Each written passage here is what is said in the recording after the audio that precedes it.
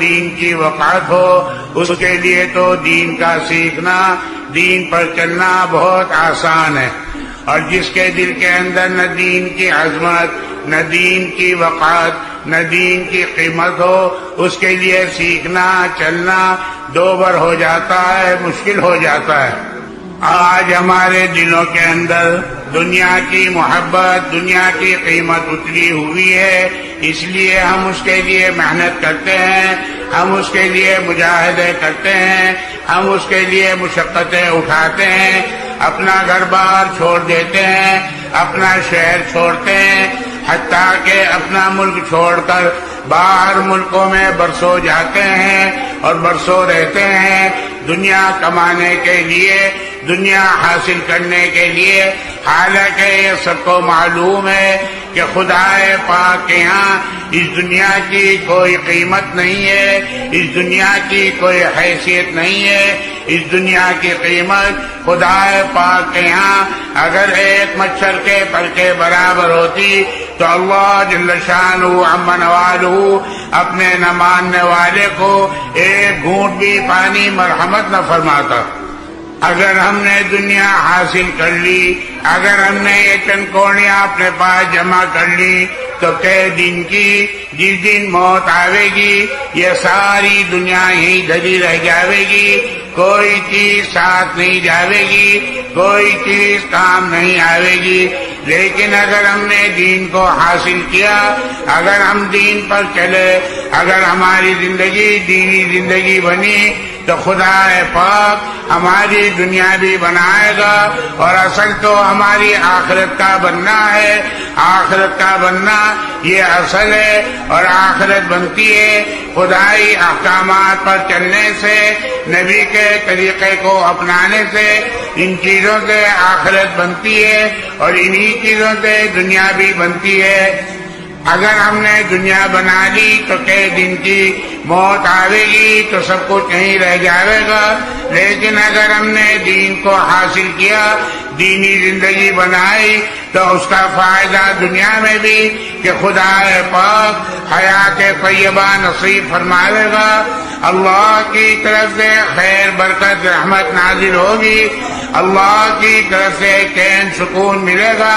یہ تو دنیا کے اندر، اور آخرت کے اندر وہ بڑے بڑے انعامات ملیں گے جن کا بندہ تصور نہیں کر سکتا، اور ایک سب سے بڑا جو انعام ملے گا وہ اللہ کی رضا حاصل ہوگی۔ خدائے پاک کا راضی ہو جانا یہ سب سے بڑی نعمت ہے اور سب سے بڑی دولت ہے۔ اللہ نے ہمیں ایک آسان سا راستہ مرحمت فرمایا ہے، یہ دعوت والا راستہ، یہ صحیح ہے کہ اسی واسطے ہے کہ ہماری دنیا بھی بنے اور ہماری آخرت بھی بنے۔ دعوت کیا ہے؟ اللہ کے بندوں کو اللہ کی طرف بلانا، خدائے پاک کی بڑائی کو بولنا، اس کے کرتا دھرتا ہونے کو اتنا بولا جائے کہ ہمارے دل کے اندر اتر جائے۔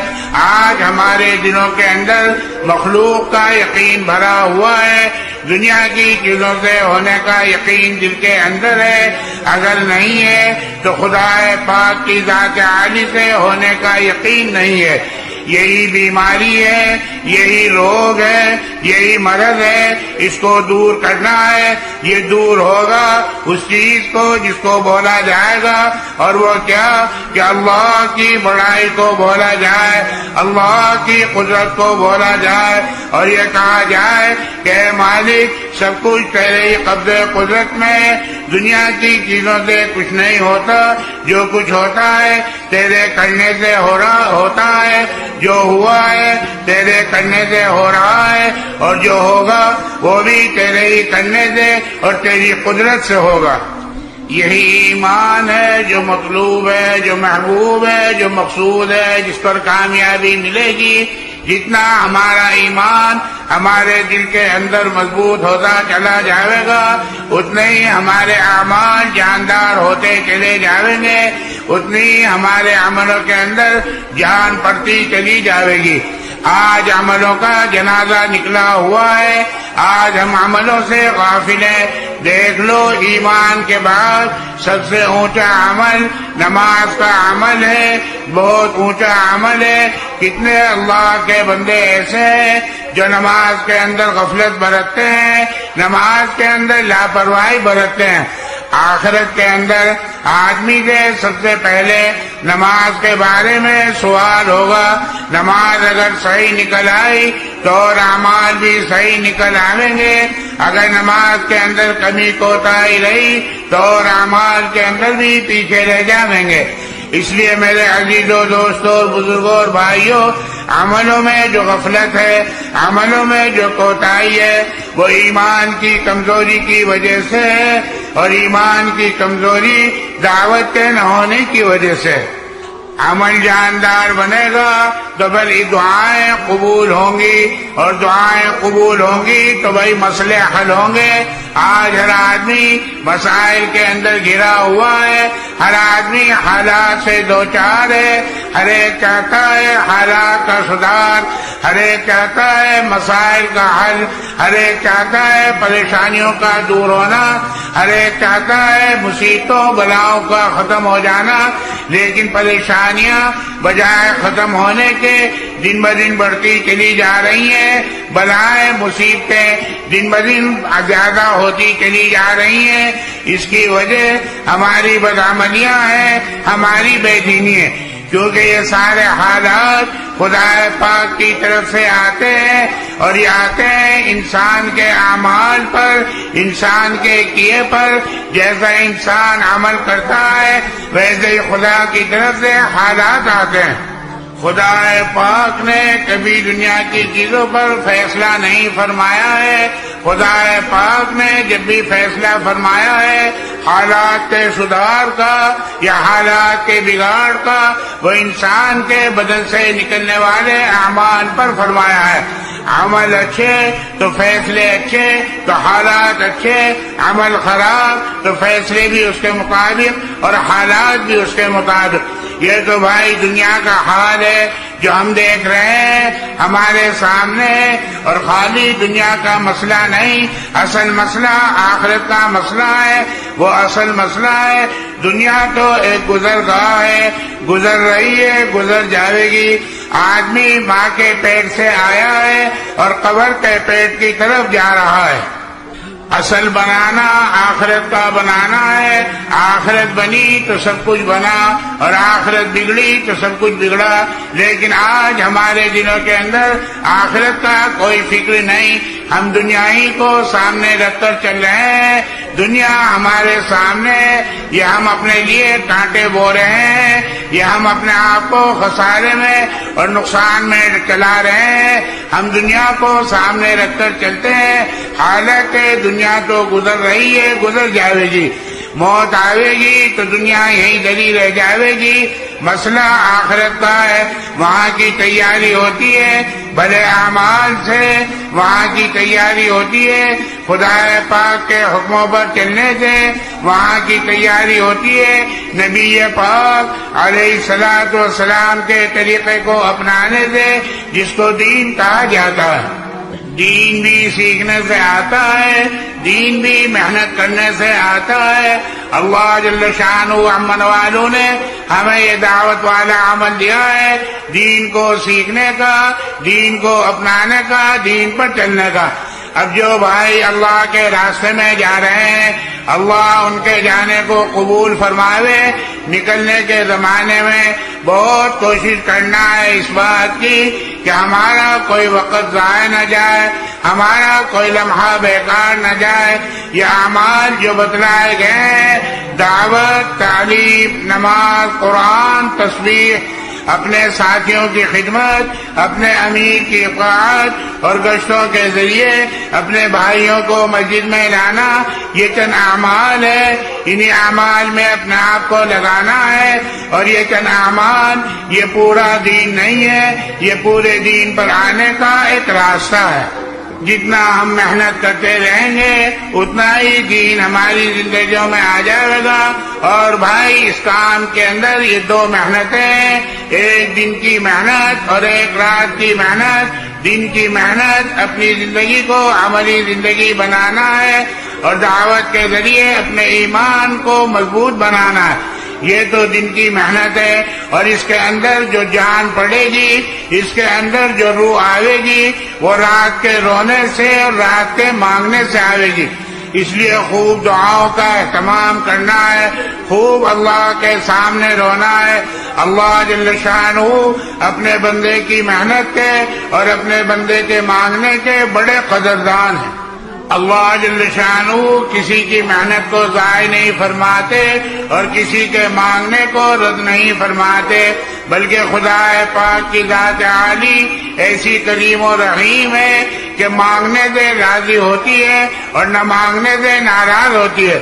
جب بندہ اس کے سامنے ہاتھ پھیلاتا ہے تو اللہ جل شانہ کو اپنے بندے کے ہاتھ خالی پھیرتے ہوئے شرم آتی ہے۔ اس لیے دعاؤں کی مقدار کو بڑھانا ہے، خوب دعاؤں کی کثرت کرنی ہے۔ خاص طور سے اخیرات کے اندر تو باقاعدہ اعلان ہوتا ہے کوئی معافی مانگنے والا ہے، کوئی سوال کرنے والا ہے، کوئی مغفرت طلب کرنے والا، اس وقت میں دو آنسو بہا دے، نہ معلوم کس کا آنسو اللہ کو پسند آ جاوے اور نہ معلوم کس کے مانگنے پر خدا پاک دروازہ کھول دے۔